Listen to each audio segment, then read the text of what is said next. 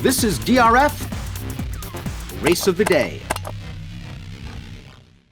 Hi, everybody. Dan Illman, Mike Beer, the DRF Race of the Day for Wednesday, May the 26th. Well, it's opening day at Delaware Park, and we're going to take a peek at race number 8. As we throw up the field, I want to remind you, head on over to DRF.com for free formulator past performances for this race on the Race of the Day event page at DRF.com. Access them, handicap along with us. It's the rematch, Mike, between the 1 Omadi, the 4 American Fleet. They are the two favorites on the morning line. They faced each other at Pimlico on April the 23rd. Omadi finished first, was disqualified. American Fleet did not have a good trip.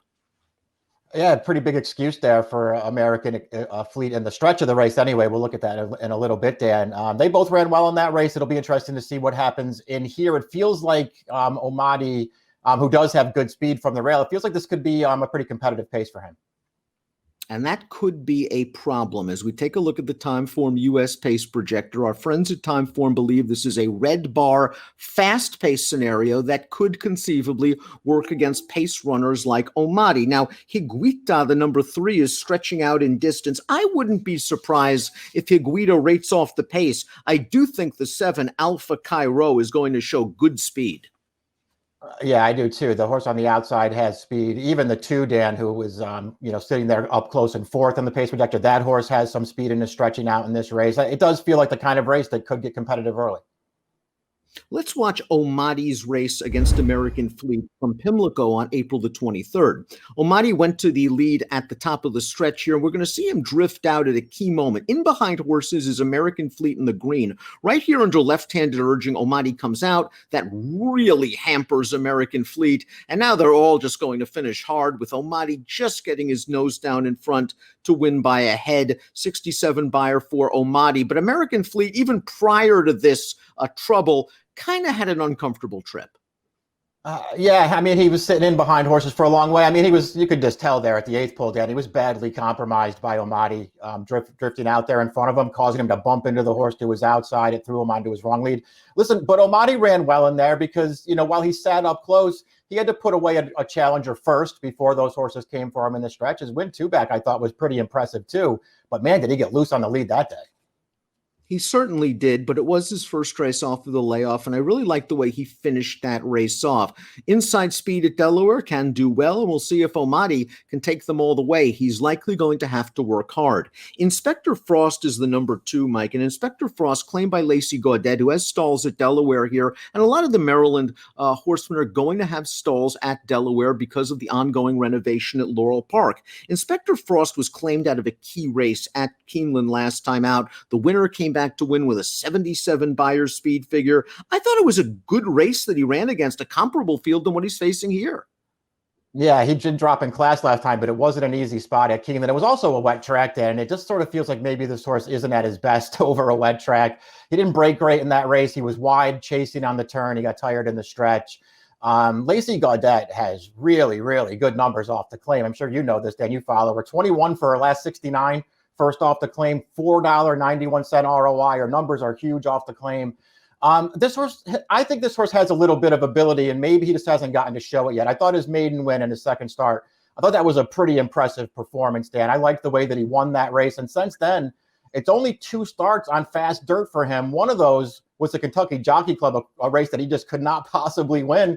And the other one was 2-back at the fairgrounds sprinting against a really good field. I think this horse is landing in the right spot finally here, maybe for the first time in a while. 5-1 on the morning line. And again, Mike, that 70 buyer speed figure and only his second lifetime start as a 2-year-old. Boy, if he could run back to that race, he is going to be a handful. The number 3 is Higuita, going out for trainer Jerry O'Dwyer. Maybe these connections got a bit of a bargain considering the pedigree, a $35,000 2-year-old in training purchase by Kentucky Derby winner Orb. This is a half to a stakes-placed miler on the turf named High Tech, a stakes-placed dirt miler, I believe the second Dam Pleasant Home won the Breeders' Cup Distaff. And let's watch Higuita's career debut, going off at 10-1 and sprinting in this race. I thought this was an extremely professional performance for a gelding that didn't have the greatest break. Yeah, I agree with you. It was very professional in this race. I mean, I don't know how good this field was. That is the one thing that bothered me about this horse, Dan. The horse who's going to finish second in here, who was the even money favorite, That horse was already 0 for 10 on the way into this race, hadn't really ever come close to winning a race. And so for that horse to go off at even money, it just makes me feel like that wasn't a very good field. This horse ran fine in there, but I feel like he's going to have to run a lot better than that.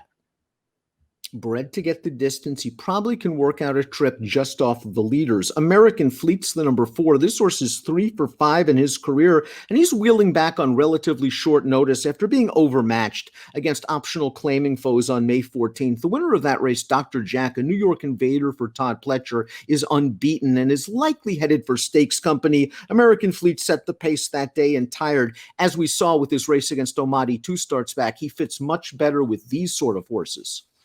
Yeah, I mean, this feels like a really logical horse to me in here, dropping back down to the right kind of a level for him. He's got good tactical speed. He had won his first 2 starts for this trainer really impressively, and he probably should have won 2 back.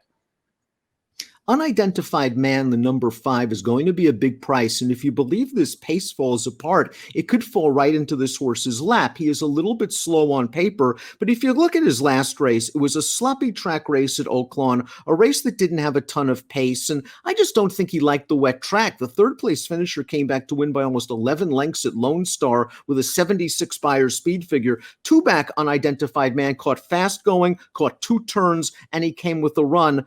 Maybe a bit of a sleeper. Yeah, that's how I looked at him too. I think at 10 to 1, if he's anywhere around it, this is the kind of horse I want to be using in here. Probably, the cutback onto the wet track last time, plenty of excuses for that race. He beat a solid field at Oaklawn 2 starts back, Dan, and he did it, with a pretty good trip. He had to steady a little bit in behind horses as they entered the backstretch in that race. Overall, I thought he got a pretty good trip in there once getting out to the clear. But that was a pretty good field for the level. The horse that ran second came back to run second again against a much better field in his next start. Third place finisher came back to win his next 2 starts. The 5th place finisher came back to win. I mean, that was a pretty live race, and this horse ran well in there.